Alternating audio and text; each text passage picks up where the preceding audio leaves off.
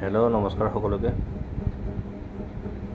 মই দিব্যাংশ কাশ্যপ ফেচবুকৰ পৰিচিত আৰু ইনষ্টাগ্ৰামৰ, আৰু এনেই মোৰ নাম ধীৰাজ্যোতি শইকীয়া। মই আজি এটা কথা উল্লেখ কৰিব বিচাৰি আছোঁ যে এই অসমখনত, এই তেজপুৰখনত বহুত হিংসাকৰীয়া মানুহ আছে মোৰ ওপৰত। কিবা এটা ভাল বস্তু কৰিলেও বেয়া পায়, কিবা ভাল এটা বস্তু হেৰি কৰিলে বেয়া পায়, কাৰণ মই ছাকচেছেই হ'ব নোৱাৰিলোঁ। গতিকে কি দৰকাৰ? গতিকে কিছুমান এনেকৈ পৰিচালিত মানুহ আছে যোনে মোৰ লাইফটো ধ্বংস কৰিছে, আৰু সেই ধ্বংসৰ পথেৰে মই আগবাঢ়ি গৈছোঁ, আৰু মই বহুত বৰবাদ হৈ গৈছোঁ। বৰ্তমান বহুত কষ্ট কৰোঁ, বহুত মাথা মাৰোঁ, কিন্তু তথাপিও বৰবাদ হৈ গৈছোঁ। ইয়াৰ মাজত বেচ নহয়, তাবিজ নহয়, ভগৱান নহয়, ইয়াৰ মাজত চুকলামি। এই চুকলামি কৰাৰ কাৰণে মই কিছুমান আনফ্ৰেণ্ড কৰি দিছোঁ, আৰু হোৱাটছআপত কিছুমান ব্লক কৰি দিছোঁ। আৰু ভাষ্যটো যদি আপোনাৰ ভাল লাগিছে, মানে কনচেপ্টটো, আপোনালোকেও সেইটো ট্ৰাই কৰিব। যদি ভাল এখন দুনিয়াত যাব মন আছে, পইচা কামাব মন আছে, ছাকচেছ হ'ব মন আছে, গাৰ্লফ্ৰেণ্ড লগত লৈ পেলাই ঘূৰিব মন আছে, ভাল এজনী ৱাইফ বিয়া কৰিব মন আছে, এইটো চেষ্টা আপোনালোকে কৰিব। এইটো মই কাৰোবাৰ পৰা শিকা নাই, এইটো মোৰ অন্তৰে কৈছে কাৰণে মই কৰিছোঁ।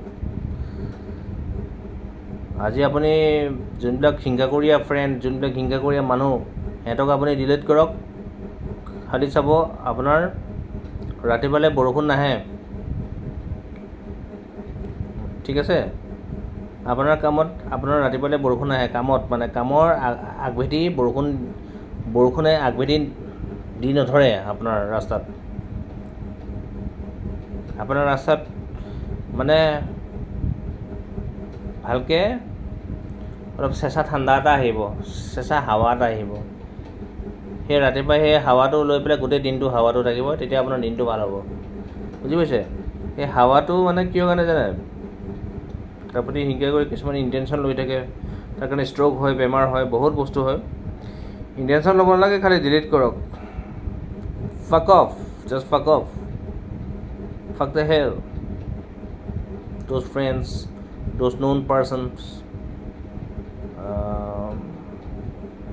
wherever you know some persons, they insult you every time, in every situations, or ignore you in every situations, okay, and not support you, because they are the criminals to destroy your life. So be patient and be alert and be conscious with every negative peoples,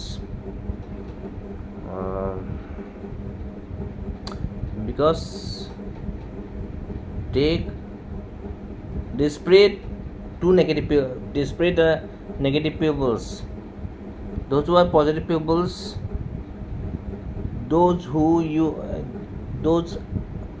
are believe you in a good system, then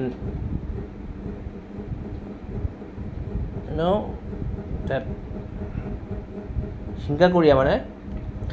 হিংসাকৰীয়া মানুহখিনিয়ে, অসমীয়াতে কৈ দিছোঁ, ইংলিছতো ক'ম, অসমীয়াতো কৈ দিছোঁ, হিংসাকৰীয়া মানুহখিনিয়ে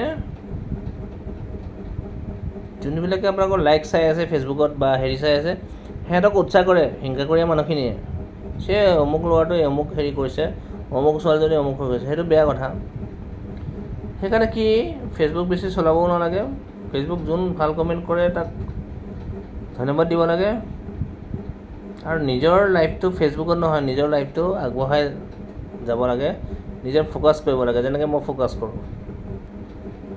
আজি মই 20 দিন হৈছে মই বহি আছোঁ।